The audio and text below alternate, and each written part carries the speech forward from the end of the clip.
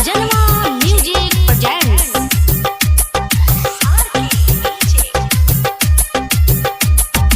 सजनवा recording studio Banka.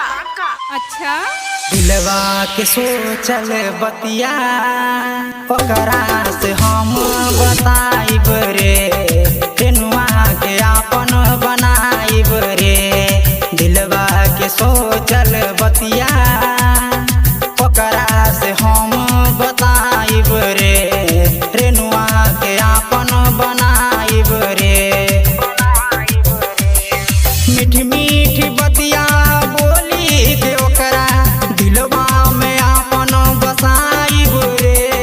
दिलवा के सोचल बतिया ओकरा से हम बताइब रे, रेनुआ के आपन बनाइब रे।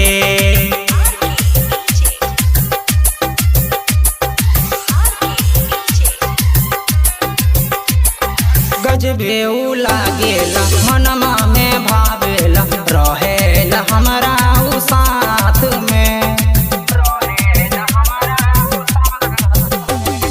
गजबे उ लागेला मनमा में भावेला, रहेला हमरा उ साथ में। काहे के कोरी हमरा पे मोरी, राखब हम ओकरा के कोरा में। जान निकाल के देहा जब आई हमारा उपोरा में, जब आई हमारा उपोरा में। जान निकाल के देहा लेके जब सूती हम कोरा में, लेके जब सूती हम कोरा में।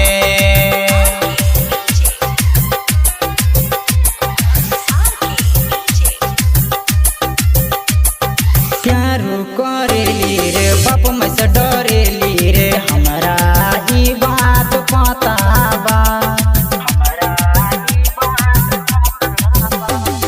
प्यारू करेली रे बाप में से डरेली रे, हमरा ई बात पता बा।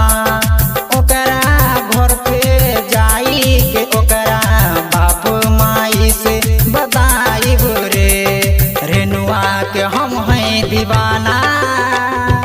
ओकरा के दुल्हन बनाइब रे, ओकरा के दुल्हन बनाइब रे।